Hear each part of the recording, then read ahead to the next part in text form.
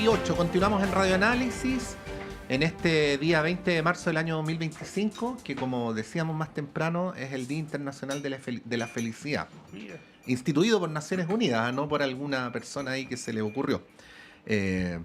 Bueno, hay que tomarse más en serio la felicidad, sí. Pero bueno, no era de eso que vamos a hablar en este panel. Montserrat Rolano, buenos días. Muy buenos días. Sí, saludamos al director ejecutivo del Centro de Estudios del Desarrollo, Claudio Pérez. Bienvenido, Claudio, como siempre. Una alegría tenerte acá. Muchas gracias, gracias por la invitación. Y a Simón Ramírez del Frente Amplio. Bienvenido, Simón. Muchas gracias, también muy feliz de estar acá esta mañana. Sí, bienvenidos, Claudio, Simón.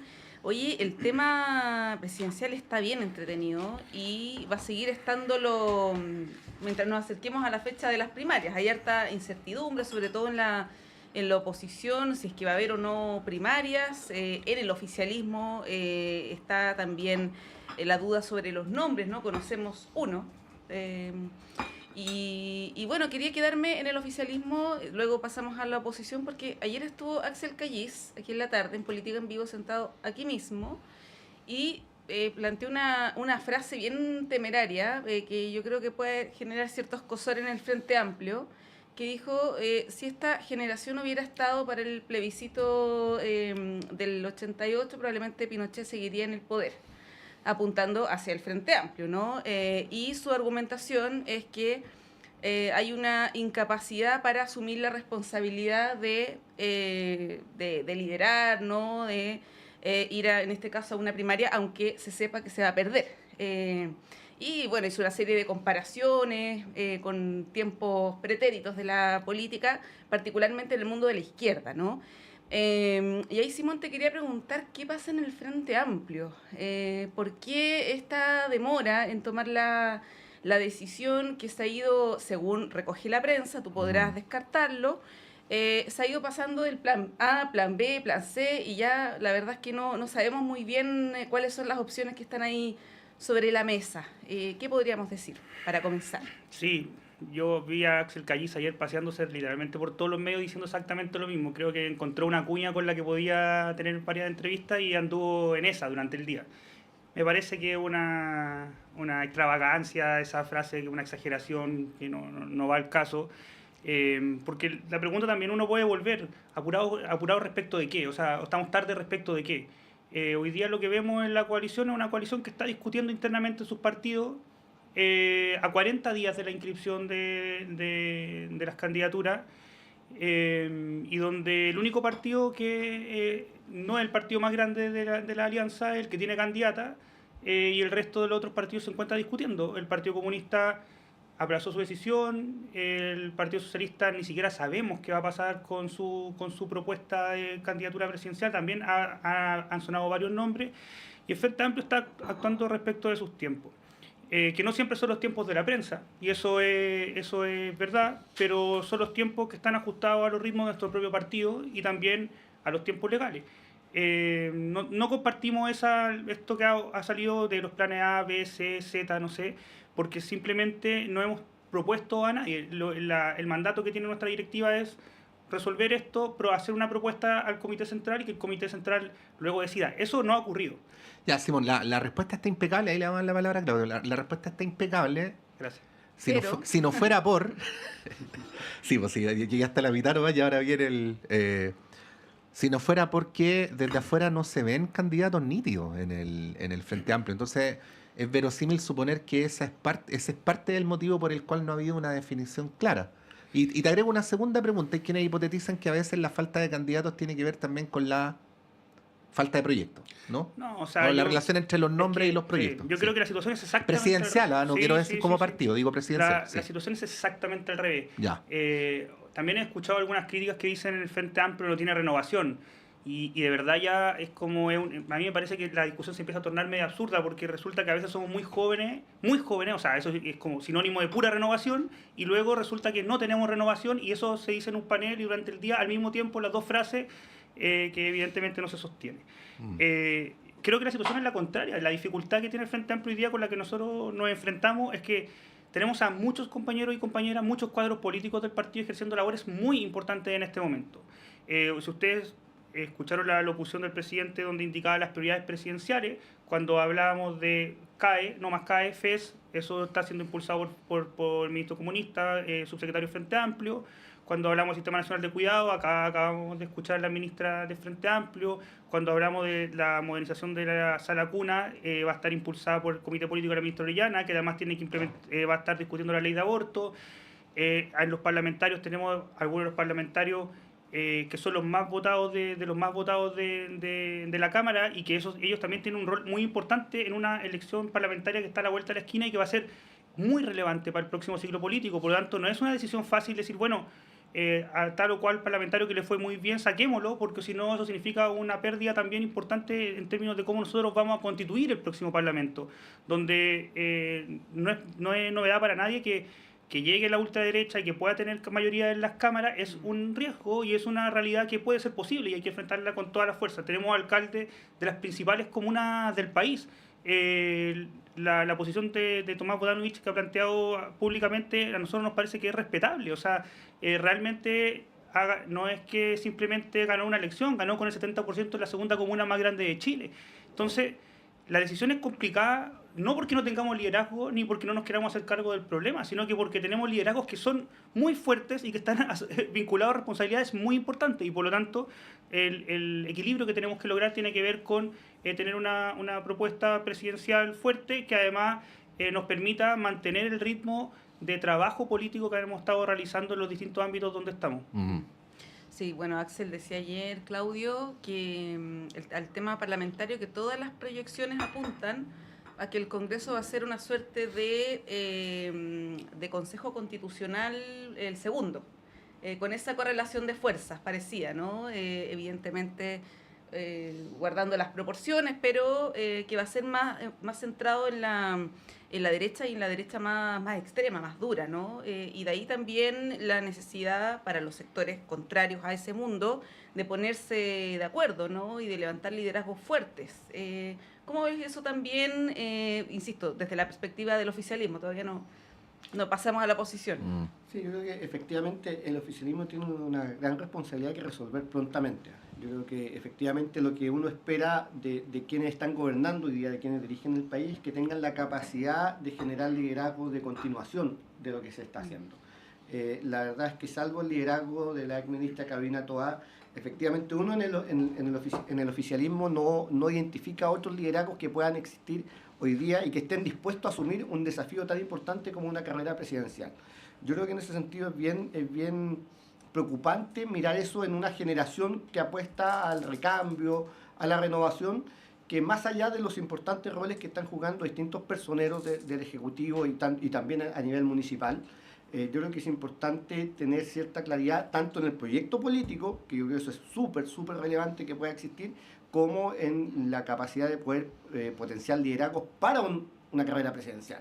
Es muy distinto jugar un rol de ministro, es muy distinto jugar un rol de alcalde a proyectar un liderazgo presidencial. Yo creo que en ese sentido hay una deuda, hay algo que la ciudadanía espera y que en el sistema político uno también lo estaría esperando. Y yo creo que hay una gran responsabilidad que asumir. Si uno mira quienes están asumiendo esta tarea, esta responsabilidad, son los liderazgos tradicionales del sistema político y del mundo más bien concertacionista. Y yo creo que hay un muy buen liderazgo en la exministra Toá, pero uno esperaría también de los otros partidos que apuntaron a una renovación que sean capaces de proponer eso en código presidencial, lo digo. No en términos de construcción de buenos liderazgos, que eso siempre hay que hacerlo y eso uno lo reconoce. Sí.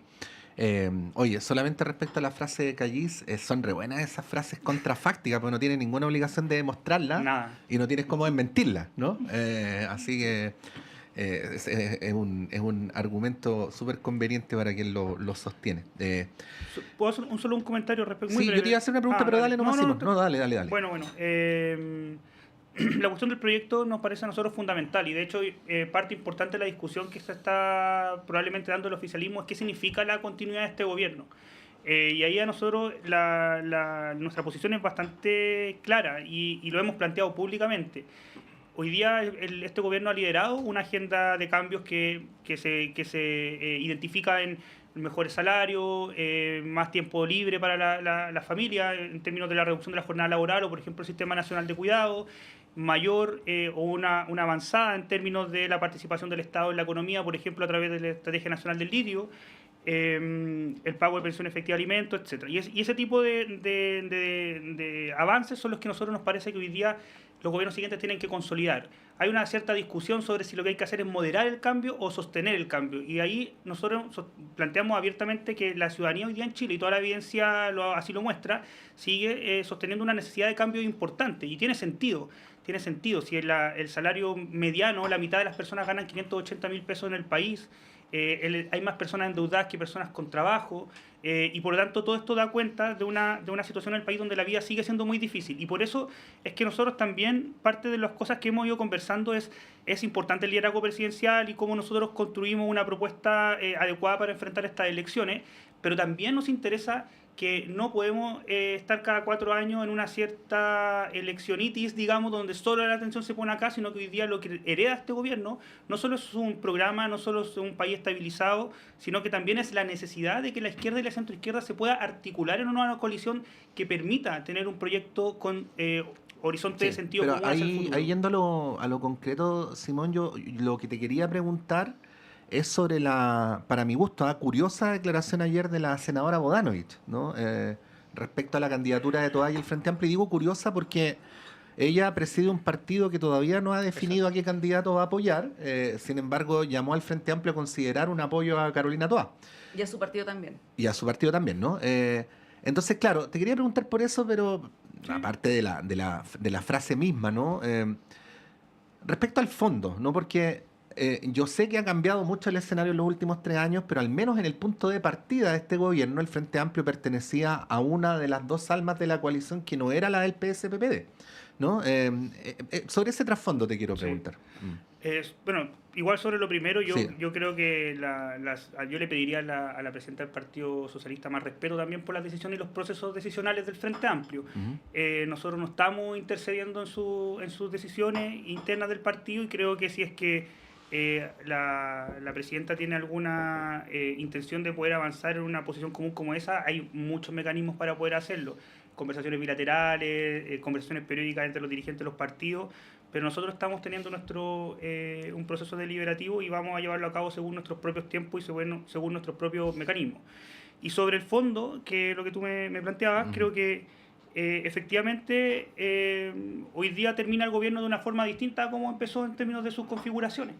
Y eso implica hartas cosas. Implica que el Frente Amplio también hoy día toma una posición donde dice, bueno, hay una necesidad en Chile de construir un proceso de cambio que se estabilice, porque las personas quieren cambios, pero al mismo tiempo quieren estabilidad, quieren cambio, al mismo tiempo quieren certidumbre. Entonces lo que más bien se requiere es una hoja de ruta a un desarrollo más justo, y eso requiere la construcción de mayorías. Y hoy día creo que uno de los aprendizajes de la izquierda chilena, mirando la historia para atrás, es que en el fondo lo que hay que hacer es hacer los esfuerzos necesarios para construir esas mayorías. Nosotros vamos a defender y intentar de convencer a los otros partidos, por supuesto, nuestras posiciones respecto de la necesidad de consolidar la reforma, pero lo que nos parece más importante es que podamos construir esa coalición donde puedan alojarse una propuesta de desarrollo para el país, un horizonte de sentido común, y eso implica dialogar con los partidos que hoy día formamos parte de la coalición, pero también estamos disponibles a que esto sea más amplio, y eso es lo que hemos planteado. Se habla mucho de la democracia cristiana, pero en realidad nosotros también decimos, bueno, ¿y qué pasa con los alcaldes independientes? Los alcaldes independientes muchos provienen de movimientos sociales, son liderazgos muy representativos territoriales, y nos parece que debiesen tener un rol muy importante en este proceso. Entonces, nosotros nos hemos evidentemente adecuado a cómo las circunstancias avanzan, eso me parece que es la definición misma de hacer política, pero todos los partidos que están en el escenario también han ido avanzando a posiciones que hoy día son más convergentes. No solamente el Frente Amplio ha abierto esa discusión, sino que también uno puede ver al mismo Partido Socialista o a los partidos de socialismo democrático que hoy día están sentados en esta mesa discutiendo con nosotros el proceso de cambio, el modelo de desarrollo que queremos para Chile. Y no con la democracia cristiana. Exacto. Claudio Pérez. Sí, yo creo que hay que hacer una distinción bien importante en el momento que estamos hoy día, a puertas de ir configurando candidaturas. Yo creo que es bien importante distinguir entre proyecto político y una agenda de políticas públicas. Yo creo que ahí hay una distinción bien relevante para ver qué es lo que se le va a proponer al país. Y yo creo que puede, sin perjuicio de haber una buena agenda de políticas públicas, buena o mala agenda de políticas públicas, uno la puede analizar, lo que no existe hoy día con bastante claridad desde el mundo de la centroizquierda o desde el oficialismo es un proyecto político que pueda mirar Chile en el mediano y largo plazo, es decir, mirar los elementos de la construcción de un modelo de desarrollo sustentable, por ejemplo. Esa discusión hoy día no está puesta sobre la mesa y uno esperaría que efectivamente previo a las definiciones de candidaturas lo que exista es esa construcción, ese acuerdo, ese ideario de Chile que le queremos proponer a la ciudadanía en el mediano y largo plazo. Y eso yo creo que la centroizquierda tiene la capacidad de poder generar eso, pero tiene que darse el adecuado tiempo para proponerlo. Yo no quisiera ver que efectivamente todo el debate de las próximas semanas esté centrado solamente en nombre y candidatura, sino que uno esperaría una agenda de propuestas, pero en el marco de un proyecto político de mediano y largo plazo. Sí, pero eso es lo que no tenemos todavía, po. Así es. Eso es lo que no tenemos todavía. Se puede argumentar que hay tiempo, eso es cierto, porque además, especialmente ahora, los escenarios electorales cambian muy rápidamente.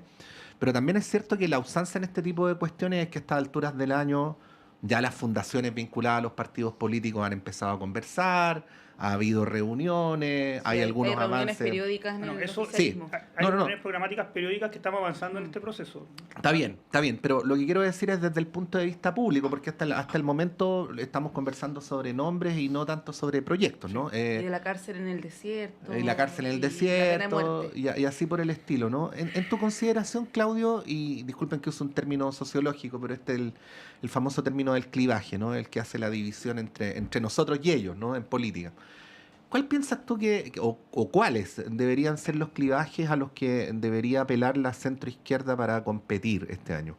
O la unión del centro con la izquierda, o llámesele como se le quiera, pero me dio a entender. Mira, yo creo que hay varios clivajes que uno pudiera estar mirando. Uno, por cierto, que yo diría que para la izquierda es un tema nuevo que ha tenido que tomar por sorpresa, es el tema de la seguridad pública. Yo creo que ese es un tema que evidentemente está en la agenda y la ciudadanía va a poner mucho ojo precisamente en las propuestas que existan en seguridad pública. Yo creo que otro de los temas importantes que tienen que estar presentes en esto son las propuestas que uno puede hacer para la consolidación de una red de protección a las personas. ¿En qué sentido? Todo lo que tiene que ver con una agenda en materia de protección social. Hemos avanzado y eso es un buen trabajo que hizo el Ejecutivo en el tema de lograr sacar la reforma previsional. Pero ahí quedan otros temas pendientes muy relevantes que está siempre en la agenda pública de la ciudadanía, que son los temas de salud pública. Y yo creo que ahí efectivamente hay un tema bien importante que hay que avanzar. La ciudadanía lo que mira es efectivamente reformas bien importantes, pero con elementos de seguridad. Y los elementos de seguridad yo no los reduzco solamente a la agenda de seguridad pública, los reduzco a una seguridad en términos sociales. La tranquilidad que tiene que tener la persona de que va a llegar a viejo, va a jubilarse y va a tener una red de protección social, que va a poder enfermarse tranquilo, para decirlo en esos términos. Y eso hoy día no existe en el país. Que va a poder tener plata para comprar los medicamentos. Que esa red de protección yo creo que hay que consolidarla, hay que construirla, es algo que la ciudadanía está mirando en esta lógica de tener mayor seguridad. Y yo creo que de por sí esto, hay otro eje importante que vamos a tener que abordar, yo hablo de modelo de desarrollo sustentable, y eso obviamente incluye crecimiento económico del país, pero yo lo englobo en el modelo de crecimiento sustentable. Y tiene que discutirse para eso, evidentemente, un pacto fiscal también. No solo una reforma tributaria, sino que también tiene que estar sobre la mesa la construcción de un pacto fiscal. Entonces, si tú miras un modelo de desarrollo sustentable, la construcción de un pacto fiscal, que es lo que te va a permitir finalmente consolidar un modelo de seguridad social para nuestro país más amplio, y tú miras esos ejes, es un eje que yo creo que va a estar en la discusión, o debiera estar en la discusión del mediano y largo plazo entre la derecha, la centroizquierda y la izquierda hacia futuro.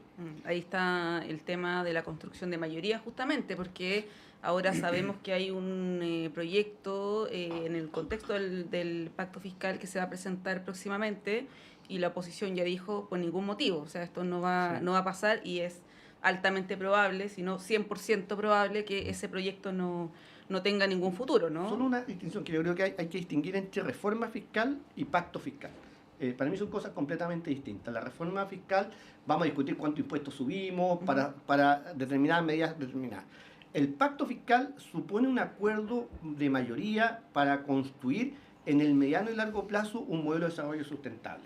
Y esa discusión sobre un pacto fiscal en Chile no ha existido en mucho tiempo. Algo como eso hubo al retorno de la democracia, pero la verdad es que una verdadera discusión sobre pacto fiscal en Chile no lo hemos tenido. Lo que hemos hecho han sido discusiones sobre reformas tributarias o reformas fiscales. Y en todos los gobiernos hay Sí, a mí me reformas parece tributarias. lo que dice Claudio o sea, si me lo pone aquí en la mesa yo lo firmo de inmediato. El problema es que cuando hemos llegado a la discusión concreta, lo que hemos tenido de la contraparte, digamos, es más mercado, menos Estado, más privatización, y hoy día tenemos, por ejemplo, en la derecha una discusión presidencial de proyectos políticos donde lo que hay es una exaltación del mercado como la única forma de poder solucionar los problemas de todo y como el mecanismo de distribución de todos los servicios, de todos los bienes públicos, de todos los bienes materiales.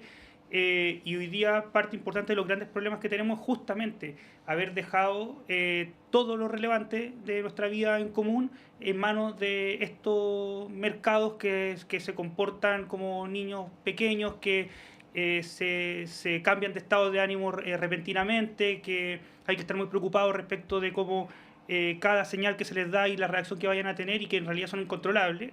Hemos entregado nuestra vida a esos mercados y los resultados que hoy día tenemos, lo mismo que se planteaba en términos de por qué tenemos tanto miedo al llegar a la vejez. Bueno, porque nuestras pensiones fueron entregadas al mercado, porque nuestra capacidad de poder trabajar durante nuestra vida estuvo sujeta a las condiciones de un mercado laboral que cada vez fue más flexible, menos estable, con menos seguridad laboral, con menos derechos sindicales, justamente porque había que darle poder al mercado para organizar el mercado del trabajo, porque durante nuestra vida nuestra capacidad de ahorro fue baja, porque los salarios quedaron completamente sujetos al mercado del trabajo, porque después llegamos a las pensiones y tenemos un sistema absolutamente privado, mandatorio, porque fue entregado al mercado y también a la institucionalidad privada. Entonces, construyamos ese pacto de desarrollo. Yo ese pacto de desarrollo lo firmo inmediato, pero ese pacto de desarrollo implica tener una forma de ordenar nuestra sociedad que sea distinta y que garantice efectivamente condiciones para que los derechos sociales de las personas y la seguridad en este sentido amplio pueda lograrse. Sí, te dejo una pregunta para la vuelta de la pausa, Simón, así que vas a tener 3 minutos y medio para pensarlo antes de contestar. No responder. No, esta no es una pregunta inquisidora, es una pregunta para el análisis. Si efectivamente eso que tú dices, el oficialismo en general lo ha articulado como una respuesta, como una diferenciación, como un clivaje. Lo digo porque, por ejemplo, la derecha y sus medios afines han tratado de instalar muy fuertemente el tema de la permisología, ¿no? En la locución de la candidata Matei hace un par de días atrás hizo mucho énfasis en que el rol del Estado era facilitar la inversión y no complicarla, lo cual en el papel podría estar bien, pero luego cuando aterrizas hay una serie de debates contingentes que, si los llevas al trasfondo, tienen que ver con el modelo de desarrollo. O sea, la discusión sobre la ley de pesca tiene que ver con cuál es el modelo de desarrollo. La discusión sobre el proyecto INA y el efecto que eso tiene en la observación astronómica tiene que ver con el modelo de desarrollo, y así podríamos poner varios ejemplos más. Entonces ahí dejo la pregunta de si efectivamente desde el oficialismo se está articulando una respuesta al respecto, porque mi hipótesis es que a veces tanto las autoridades como los partidos contestan o juegan en una cancha que raya a la derecha, así para decirlo bien resumidamente. Vamos a la pausa y volvemos.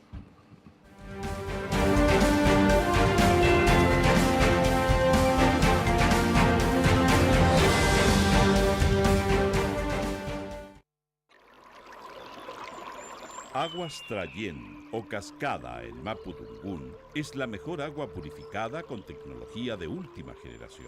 Para más información, visite su página web www.aguastrayen.com.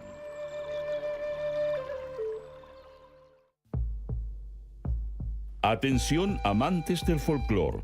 El destacado ballet folclórico Antumapu de la Universidad de Chile se complace en invitarte a su presentación especial La Virgen del Milagro, sábado 22 de marzo a las 19 horas, en el Centro Cultural Monte Carmelo, Avenida Bellavista 0594, Providencia. Entrada liberada. No te quedes fuera de esta gran celebración llena de cultura y tradición. Ven y disfruta de un espectáculo inolvidable. Colabora Radio Universidad de Chile.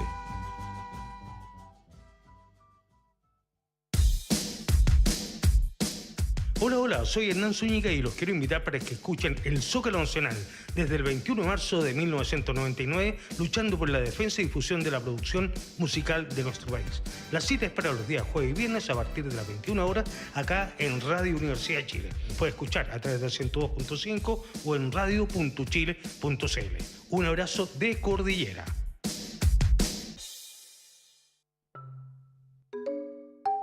Perdidos en el espacio, casi 30 años al aire.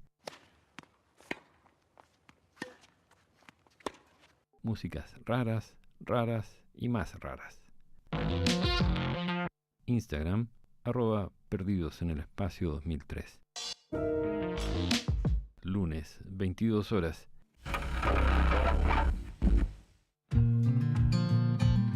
La Voz de Enfermería, un programa que está destinado a dar a conocer la importante labor de las enfermeras en Chile. Somos los profesionales de enfermería de Clínica Indisa. Nuestro compromiso es tu salud. Día a día cuidamos de ti desde la prevención hasta la recuperación. Formamos parte del Sindicato de Enfermería defendiendo tus derechos como trabajador y garantizando tu bienestar. Edúcate y crece con nosotros porque tu salud es nuestra prioridad. Todos los lunes desde las 17 horas en el 102.5 FM y radio.uchile.cl. Conciencias y Educación, un programa de la Facultad de Ciencias de la Universidad de Chile dedicado a mostrar el estado de la ciencia de frontera y analizar las políticas educacionales y contenidos programáticos sobre educación científica y educación ambiental. Hola amigas y amigos, soy Raúl Morales Segura, decano de la Facultad de Ciencias de la Universidad de Chile y deseo invitarles a acompañarnos en nuestro programa Conciencias y Educación cada viernes a las 12 horas en Radio Universidad de Chile. Conciencias y Educación, un programa para una ciudadanía más demandada en los avances científicos, tecnológicos y ambientales, en el 102.5 FM y radio.uchile.cl.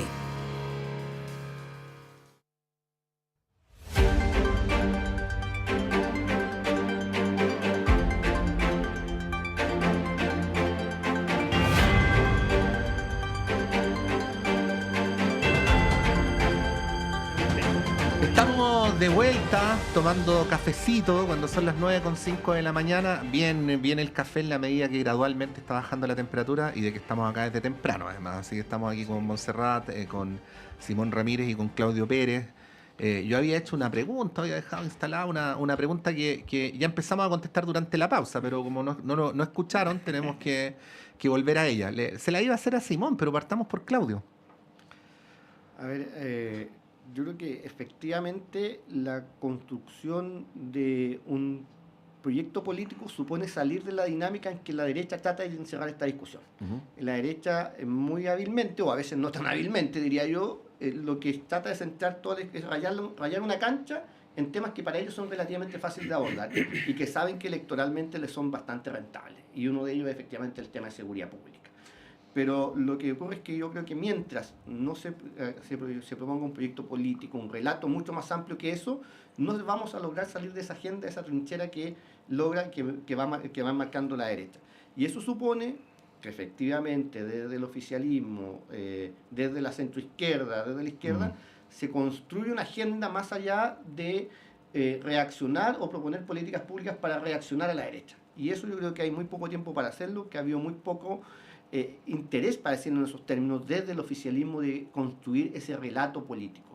Además, convengamos que el relato político del Frente Amplio es un relato político que cayó en septiembre del 2020, perdón, me estoy pasando, después de efectivamente llegar al Ejecutivo, después del plebiscito que se pierde. Ese relato completo de construcción con el cual llega el Frente Amplio y gana el gobierno, se cae completamente y tiene que retroceder bastantes metros hacia atrás y entrar en una dinámica muy distinta de la construcción de acuerdos, del diálogo.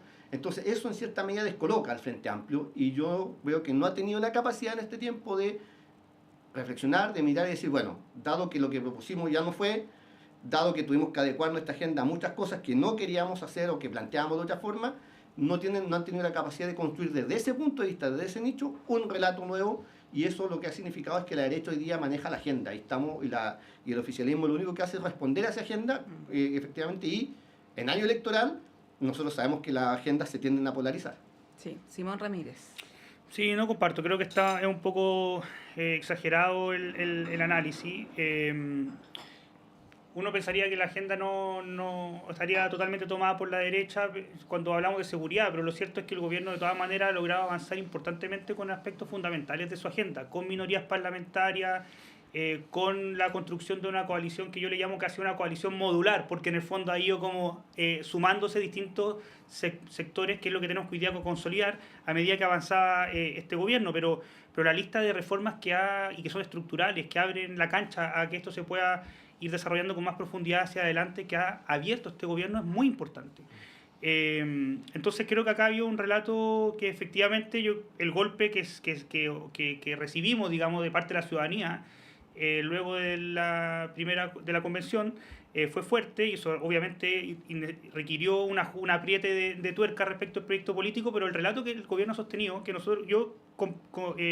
estoy convencido de que es el adecuado y que el que hay que proyectar, es precisamente el relato de la seguridad, la centralidad de la seguridad económica, la seguridad social, la seguridad pública, como aspectos que constituyen y responden al principal problema que tienen las personas hoy día en Chile, que es la inseguridad. La inseguridad respecto al crimen organizado, a la delincuencia, es la seguridad en términos económicos, los bajos salarios, la inestabilidad laboral, es la inseguridad social y el miedo a tener que enfermarse o a que caiga una enfermedad en una familia o a no tener pensiones. Eso es lo que hay que responder. Pero acá el giro de tuerca, digamos, que hay que hacer para que esto pueda avanzar más sustantivamente tiene que ver necesariamente con la actualización del modelo de desarrollo del país. Es inevitable que esta discusión sobre el problema más pequeño muchas veces de la vida cotidiana de las personas, que tiene que ver con el trabajo, con el salario, con la inseguridad y con la seguridad pública, se articule con este otro problema más grande, que es la cuestión del modelo de desarrollo. Efectivamente, el país tiene que crecer, pero el país no ha estado estancado ni la producción ha estado baja durante la última década solamente, o ni siquiera por esto, porque hayan habido reformas, porque hayan habido protestas, porque hayan habido demandas sociales, sino que también hay que hacerse la pregunta en serio de cuán agotado está nuestro modelo de desarrollo actual, basado principalmente en un rentismo que nosotros más políticamente le decimos que es un rentismo oligárquico, porque además son pequeñas familias son grandes familias, pero pocas familias que controlan política y económicamente nuestro país, y que han desarrollado su negocio de una manera absolutamente orientada, insisto, al rentismo, es decir, a producir, sacar lo que hay directamente y venderlo. Eso, y uno es cosa de ver a qué se dedican las 10 principales fortunas de nuestro país: a la minería, a la extracción de recursos naturales, sí, forestales, la riqueza del grupo Luxit no viene de Canal 13. Bancos sí. Y retail. Sí.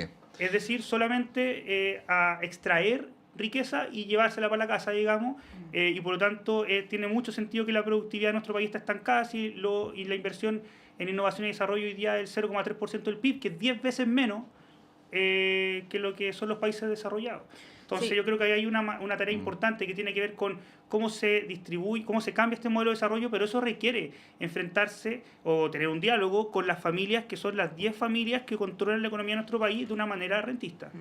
Bueno, en ese contexto, Claudio, está la pregunta sobre Evelyn Matei, ¿no? Ayer Axel Callis decía que ella corre riesgos de lavinización, y lo argumentaba respecto de las indefiniciones que ella ha tenido, que no se perciben posiciones claras, nítidas en ella. Ponía el ejemplo de la reforma previsional, que se promulga en un ratito más, cuando ella al principio decía, no estoy muy de acuerdo, tengo críticas técnicas, voy a llamar a mis técnicos, qué sé yo, y luego finalmente terminó respaldándola, ¿no? En el caso del segundo proceso constitucional, ella también hizo cuestionamientos y terminó finalmente apoyándolo enérgicamente, ¿no?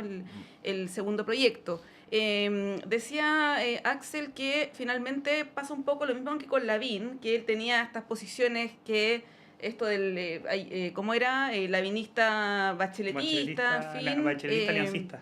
Claro, y finalmente terminaba en una posición donde no convencía a nadie, ¿no? Y además, bueno, está su desempeño en las encuestas, que ha ido estancándose o incluso a la baja. ¿Cómo ves tú, Claudio, la figura de Evelyn Matei en contraste con lo que pasa con Kaiser principalmente, ¿no? Y Kast, que también están ahí como peleando entre ellos, entre los Kast-Kaiser, luego con Matei, ¿no? Pareciera que la disputa en este momento está centrada entre las derechas, ¿no? No se ve que haya un enfrentamiento directo, por ejemplo, con la izquierda, con el oficialismo, ¿no? Salvo en cuestiones puntuales. Mira, yo creo que la derecha se ha caracterizado por mucho tiempo en la capacidad de poder ir destruyendo sus liderazgos. Esa es una característica bien clara. Y yo creo que a Evelyn Matei le empieza a pasar la cuenta en cierta medida el hecho que por mucho tiempo fue la única candidata con mayor visibilidad. Y eso le obligó a ir manejándose en un terreno bien complejo como es la derecha, en términos de, no digo la derecha electoral, sino que digo la derecha en términos de partido político y de dinámica interna. Y el surgimiento de nuevo liderazgo por parte de la extrema derecha, ya estaba presente, pero había estado con una baja figuración, lo de Kaiser.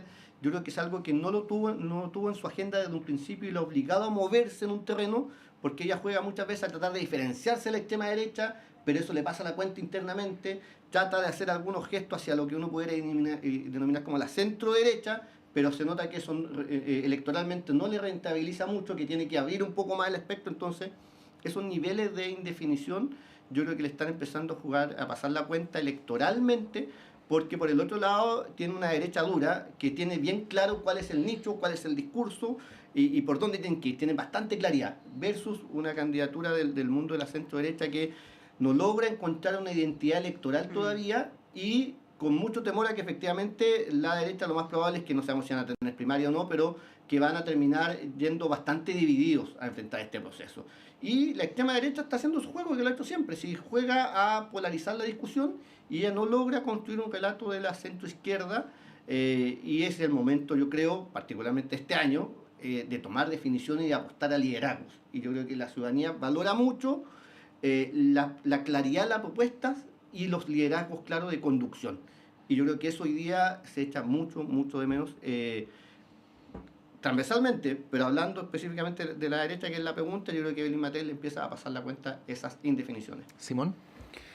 Sí, yo en la derecha veo que hay una competencia por quién tiene la propuesta más extravagante, la mentira más delirante. Hoy día están compitiendo por quién es más pinochetista.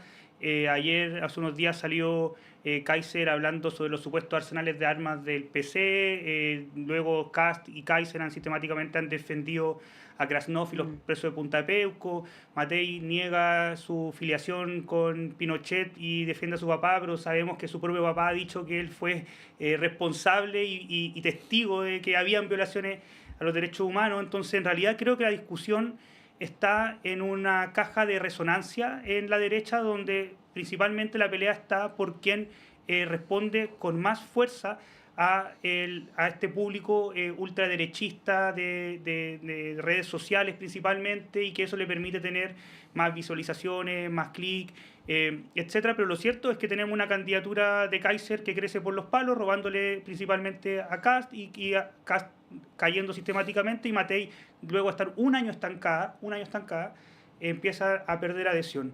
Pero lo más importante o lo más lamentable es que detrás de toda esta pirotecnia que uno ve en las discusiones, lo que queda es solo humo, no quedan propuestas concretas, y eso es lo más lamentable, porque en el fondo, efectivamente, hoy día, como conversamos anteriormente, la situación del país, que es un país que venía de una situación económica importante, crisis económica, políticas, sociales, sigue siendo difícil. La vida en nuestro país, la vida para las familias trabajadoras del país sigue siendo difícil.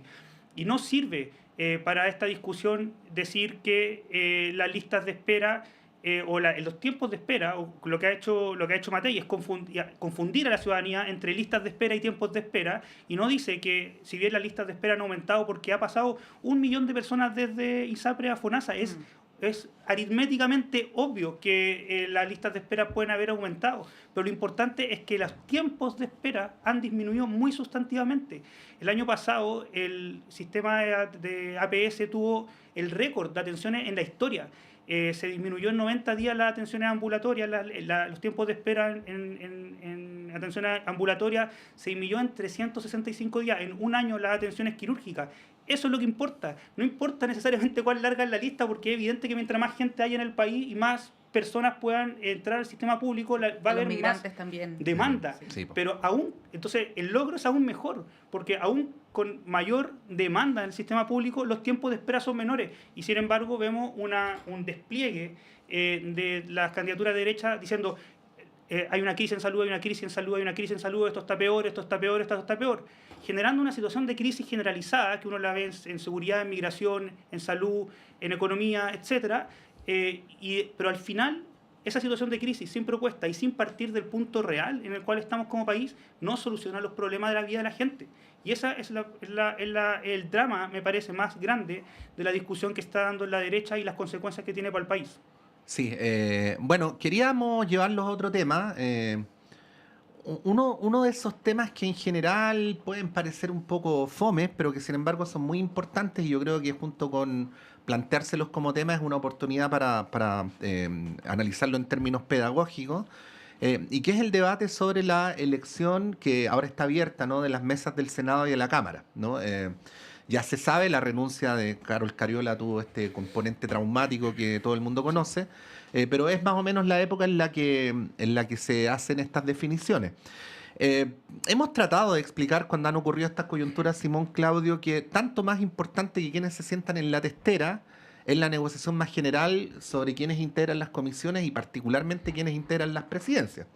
Porque así como tener 2 o 3 integrantes en una comisión en el Senado hace toda la diferencia, también quien la preside puede llegar a hacer toda la diferencia. Voy a poner un solo ejemplo que ya mencioné en el bloque anterior. Las acusaciones respecto al estancamiento de la ley de pesca van dirigidas directamente al senador Felipe Cas, porque como presidente de la Comisión de Hacienda no ha puesto en tabla el proyecto, ¿no? O sea, ese es el nivel de poder que tienen las presidencias de las comisiones. Muchas veces el gobierno pone urgencias que no se respetan. Que no se respetan. Entonces, este tema que tiene, diría, en la punta del iceberg la testera, pero que es el acuerdo sobre todo el funcionamiento de las cámaras, es central para efectos de cómo avanzan o no las políticas públicas durante un año legislativo. Ahí, Claudio, quería preguntarte cómo ves que se está dando este debate y muy en particular en lo que representa en un año electoral presidencial y en el último año de un gobierno como el de Boric. Yo creo que es bien, yo coincido completamente con tu presentación del tema, Patricio, porque la relevancia que tiene hoy día la configuración del acuerdo, sobre todo en la Cámara, que es donde es más complejo, en la Cámara de Diputados, porque en el Senado es clara la mayoría de la derecha y es claro quiénes están discutiendo los nombres de lo que va a existir ahí, el juego que hoy día existe entre Casi y Osandón. Yo creo que la Cámara de Diputados va a decir mucho de lo que uno pueda proyectar para visibilizar la discusión política del año. Evidentemente, tal como tú decías, las presidencias de las comisiones marcan mucho los temas, la agenda que vamos a tener. Y en eso no me cabe duda que la derecha va a tratar de jugar a tensionar la discusión a través de las presidencias, los espacios que pueda ir teniendo precisamente en las presidencias de algunas comisiones. Ahora, a mí me parece que ahí, después de la renuncia que se produce de la diputada Cariola, evidentemente la configuración del acuerdo y la capacidad que pueda tener el oficialismo para generar y mantener el acuerdo que existe de que sea la presidencia del Frente Amplio, va a decir mucho la capacidad del equipo que existe hoy día legislativo en el Ejecutivo. Si son capaces de mantener eso, a costos que tal vez van a tener que pagar. Recordemos que la vez pasada, para que pudiera estar la diputada Cariola, tuvieron que poner a un vicepresidente arriba de vicepresidente, con todo lo que eso significó y todo lo que tensionó las críticas. Ahora, yo creo que para efectivamente lograr mantener ese acuerdo no van a ser muy distintas las cosas que van a tener que hacer. Y yo creo que van a poner a Pamela Giles ahí de vicepresidente. No lo sé, pero... Bueno, con todo respeto, la Cámara actual tampoco da para elegir entre Albert Einstein y Isaac Newton. Sí. Bueno, no lo quería plantear, no lo quería plantear en esos términos, pero claro, digamos que efectivamente va a ser complejo. Entonces, yo creo que aquí el Ejecutivo se juega algo muy importante en el año electoral, y la capacidad que logre tener el equipo legislativo para poder mantener el acuerdo que existe, va a hablar mucho de la capacidad política que existe. Ahora, yo creo que el equipo legislativo es un equipo muy bueno y de mucha capacidad política. La ministra Lobo de una tremenda capacidad política, el nuevo subsecretario Facuse también de una tremenda capacidad política, así que yo creo que ahí hay un desafío de poder mostrar y validar la capacidad política que pueda existir para mantener ese acuerdo. Ahora, si eso no se logra, yo creo que va a ser bien complejo para el Ejecutivo toda la discusión, porque la tensión, de nuevo, en la misma línea de lo que planteábamos anteriormente, la derecha va a ocupar todas las herramientas para poder tensionar el debate en un año electoral en temas que a ellos les resulten más fáciles, y eso va a ser muy complejo. Simón Ramírez. Sí, desde el Frente Amplio nosotros estamos obviamente empujando, y nos parece fundamental que el acuerdo que se estableció en marzo del 2022 se respete. Es verdad eso que planteaba respecto de los costos que se tuvieron que pagar por parte del Ejecutivo para la presidencia de Carol Cariola, la diputada Cariola, pero también son procesos distintos y es responsabilidad de los partidos con generar las condiciones para que esto pueda ser razonable para el resto de la Cámara, pero también es una responsabilidad del Ejecutivo lograr contribuir a que el acuerdo se respete y generar las condiciones también, las negociaciones correspondientes para que esto se respete. A nosotros nos parece que es relevante porque creemos que el acuerdo evidentemente administrativo que se alcanzó, que al Frente Amplio hoy día es la bancada más grande del oficialismo, le corresponde también durante este periodo poder conducir la Cámara. Creo que tenemos un conjunto de diputados que hoy día y diputadas que tienen las capacidades de sobremanera para poder hacerlo. Nuestra bancada ha sido una bancada seria, ordenada, de hecho es la bancada más ordenada del Congreso, en términos cuando uno ve los porcentajes de votación, todos votan igual, digamos, el Frente Amplio la bancada más ordenada del Congreso. Y políticamente nos parece relevante, de la Cámara, perdón, y políticamente nos parece relevante porque, como decía en el bloque anterior, hay un conjunto de agendas que son muy fundamentales y que van a tener su paso por la Cámara, donde el rol y la velocidad con la cual se le pueda entregar desde la mesa es importante. Me refiero a CAE, que nosotros esperamos que hacia finales o FES, en realidad, que el proyecto en positivo, digamos, que no más CAE. Esperamos que en abril esté pasando por la Cámara, saliendo de las comisiones. La discusión sobre aborto nos parece que también va a ser importante. La discusión sobre el proyecto de modernización de la ley de salas cunas, que es una de las prioridades del gobierno para este año. La modernización de los permisos, que nos parece que también es fundamental poder avanzar en esa línea. El gobierno se ha mostrado comprometido con esa agenda, que hoy día, de hecho, el proyecto de ley, como está establecido, permite una reducción del 25% de la tramitación y del tiempo de tramitación de los permisos sectoriales. Entonces hay una serie de agendas políticas que son muy importantes para el Frente Amplio en el marco del proyecto político, que es lo que hablábamos también anteriormente, y que nos parece que la responsabilidad política de poder tener la presidencia en la Cámara y contribuir desde ahí a que esto pueda avanzar es muy importante, y vamos a dar esa disputa hasta el final. Igual es bien insólito que estemos dudando si que se va a cumplir el acuerdo.